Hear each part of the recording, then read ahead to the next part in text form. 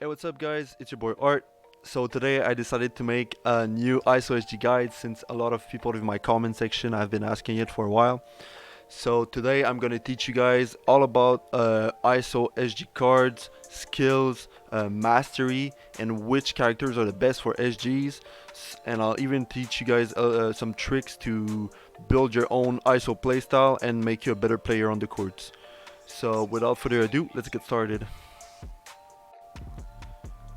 So before I talk to you guys about my skills and everything, I just want to talk to you guys about the SPCs. Since a good SPC can make a big difference when it comes to ISO SG. So when you're playing a scorer position, you always want a SPC which jump shots goes backward. That means that the top SPCs for SGs are Mika and Noah, but there's also other choices like Charlotte is a really good choice since her jump shot is really fast. There's also Nadia and also Camilla, which is jump shot are really good. But what you want to look for in an SPC, like I said, is a jump shot that goes backwards, which is going to help you create some space between you and the defender and make you able to get your shot off even though the defenders can be quite close to you. So like I said, Mika and Charlotte might be the best SPC options for you if you're a pay-to-win player. I would highly suggest you to invest in one of those SPCs if you can, because it's gonna help you a lot as a player, as an ISO player on the court.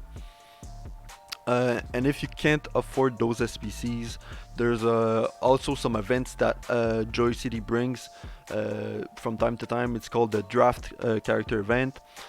This event allows you to create a free legendary SPC, and one of them is Nari. Nari has a really good jump shot, which allows her to, like I said, shoot backwards when she shoots her jump shot. So it allows you to create some space, like I said, between you and the defender. So if you can make a Nari SPC and try to build her up as an ISO SG, that way you can have a good character without spending any money. So before talking about my stats, I quickly want to address how to get stats pretty easily, and the easiest way is to stat your clothes. They can help you gain a lot of attributes quickly just by statting them. What I would recommend you to do is wait for GameKiss to give you free Gcash and then stat your clothes with the free Gcash they give you. So that allows you to not spend money on clothes and spend your money on something else like a good SPC or skill slots or SP run and stuff like that. So like I said, when you want to stat your clothes, you mainly want to stat them 3-point shot. So let's say I have this plus 18 suit right here. I statted both 3-point shots and 3-point shots, so I get plus 18 3-point attributes. When it comes to a 26 suit, you can stat it different ways.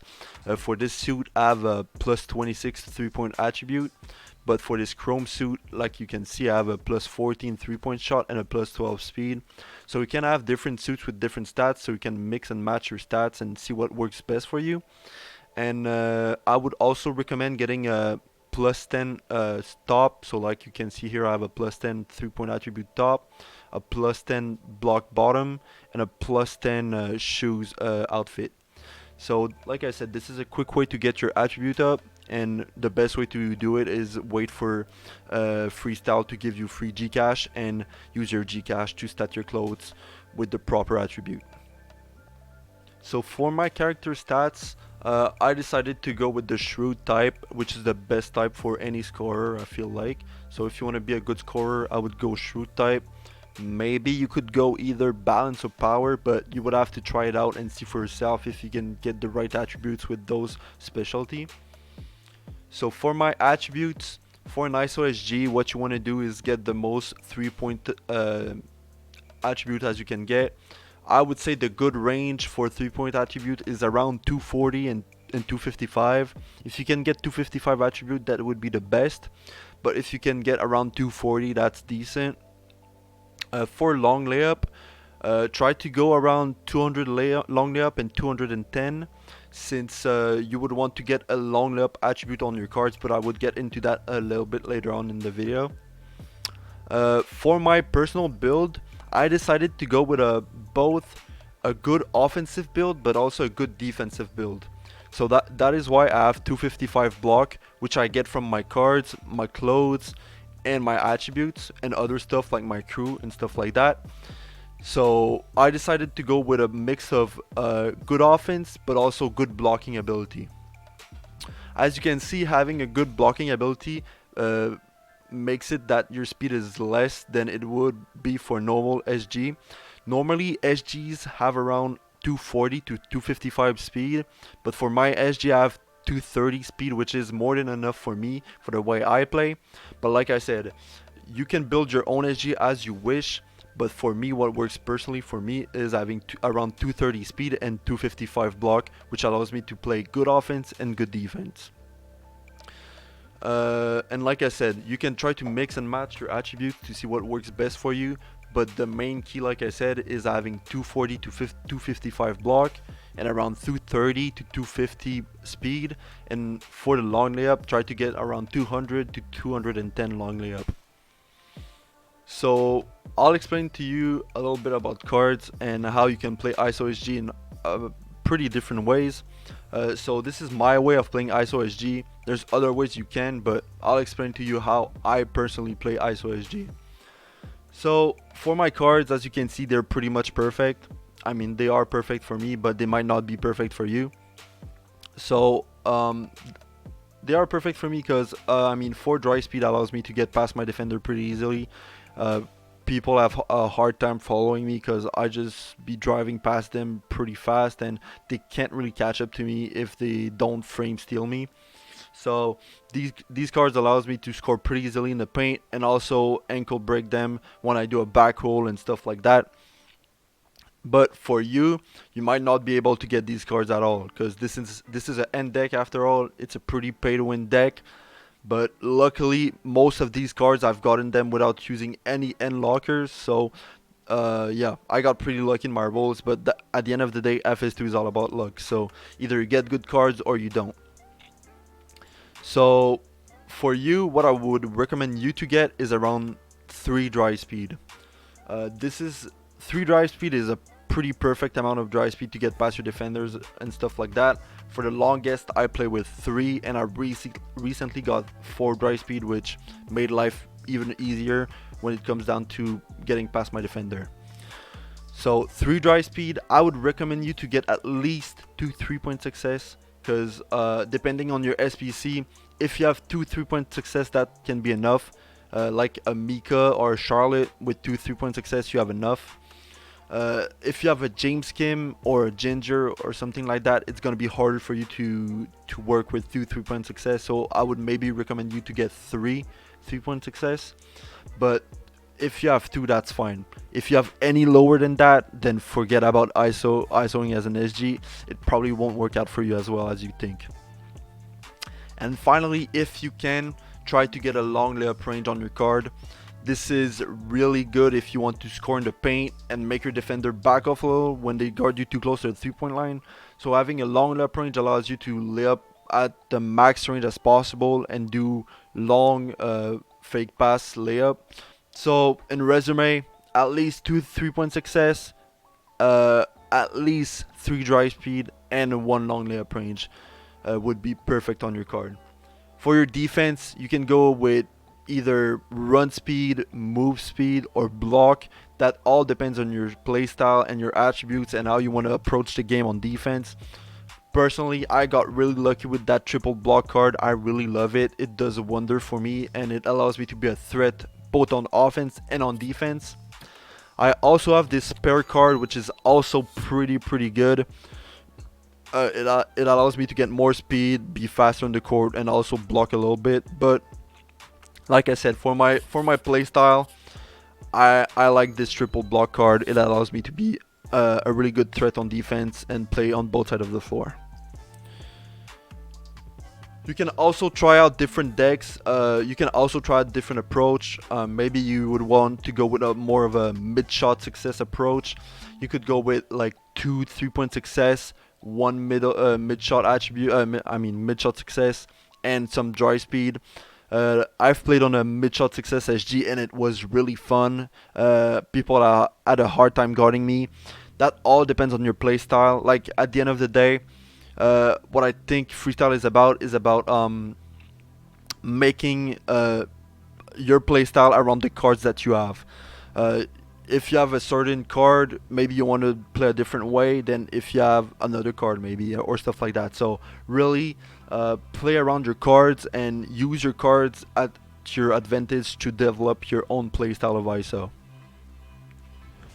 So let's take a quick look at my skills. I'll try to put some clips behind my voice as I explain my skills, so you can see some examples of what I'm talking about as I explain it. So for my skills, first and foremost, what you want is SP running 3 and SP stamp 3. This is a pay to win skill, but it's really needed when it comes down to playing ISO SG. If you want to be competitive, you need those two, or at least you need SP run 3. SP stamp 3 is not really needed, but if you can get it, then sure, why not. You would need a SP middle shot too. It's a pretty good skill to have. It's a good option if you can shoot some mid sometime.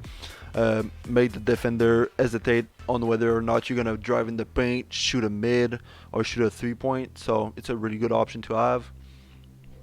Next, I have back roll turn 2, which is one of the most lethal skill you can have on ISO SG. So it's a must to have that skill in your inventory.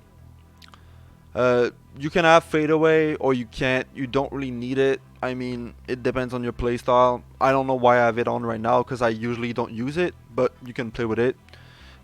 Instead of fadeaway, I would personally use either manual block is a pretty good option, or pull-up jumper is really good. If you have a mid-shot success on your cards, maybe you would want to use pull-up jumper to shoot some mids and stuff like that. So that also depends on your cards. After that, quick jumper is really good. It allows you to, shoot a quick shot in front of your defender's face. It allows you to shoot a shot after, let's say, you pass it to a teammate, and they pass it back to you. You can quick jumper it and shoot a quick shot. So that's always a good option to have. It's nice to have. Pretty recommended as well. So keep that in your inventory as well.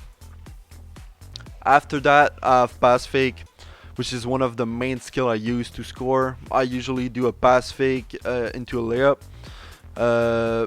It's pretty straightforward. It allows me to score in the paint or either pass it to my teammate if the defenders help. If I see the defender helping, I just pass it out to my open teammate and get a free bucket. So yeah, pass fake is really needed. After that, quick change 2. I would say that quick change 2 is also pretty needed when it comes to ISO SG. It allows you to change the direction really fast as your teammate passes you the ball. You can get a shot off if you go backwards and maybe shoot a 3 with a Mika jump shot.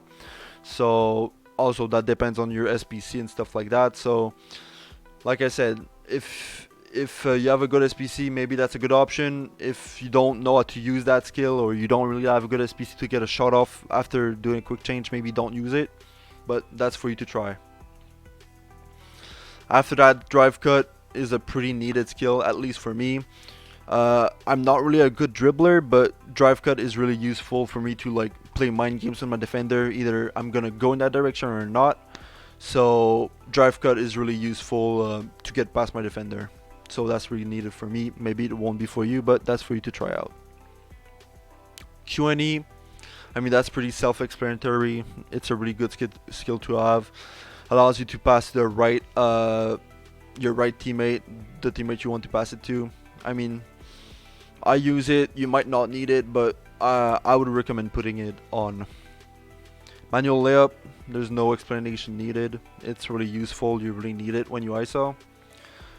Non-stop is pretty, I would say it's really needed, but that's for my playstyle. For you, you might not really want to pass to your teammates that much, but for me, I like to go in the middle and non-stop the ball to my other teammate on the other side of the court. But it's pretty optional. You don't really need it if you don't pass that much, but for me, it's really needed, so that's why I have it on. Diving catch, that you don't really need it if you have a PG, but it always helps. So that's why I have it on.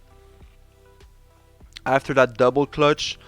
It's a really good skill to have. I mean, when you ISO, you need double clutch. If you don't have it, it's a bad choice for you because your defender is always going to jump for the first layup instead of waiting for the double clutch the second layup.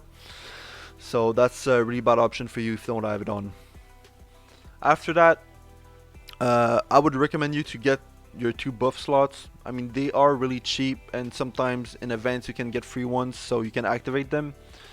Also, your G3 spot should be activated if you play the game enough, but right now I haven't had much time to play FS2 lately, so I don't have any buff slots or G3 unlocked. But if you have buff slots and every slot's open, you can go with floater, which allows you to, I mean, score in the paint.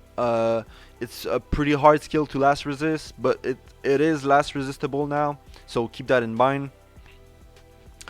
But yeah, floater is really good to have. I would recommend you to put it and use it at your own will. It's a really good scoring option when it comes to scoring the paint. After that, like I said, if you have your slots open, I would go with drive in and kick out. It's a really good way to pass to your teammate. It allows you to, like I said, pass your teammate when you drive, because sometimes the defenders in the corner tends to help a lot. So what you can do is you drive towards them, but pass it to your teammate, so you don't get faced up and you get a free open look for your teammate, and they shoot a wide open three. So it's a really good skill to have. I would recommend you putting it on if you have the skill slots. After that, you can use stripping prevention. I've never really used it, but sometimes I put it on if I have the slots for it. Uh, like I said, it's pretty optimal, but it's up to you at this point. If you have the skill slots, why not? If you don't, it's not really a problem. There's other options you can have. You can go with V cut. You can go with drive pass, which is a really good way to get open also after a pass. You can mix and match your skills. You can try having drive fake on. If you're a good dribbler, why not? I tend not to use it because sometimes it messes up my drives. But if you're comfortable using it, why not use it? If you can break your defender, then why not? Like I said, there's other skills you can use.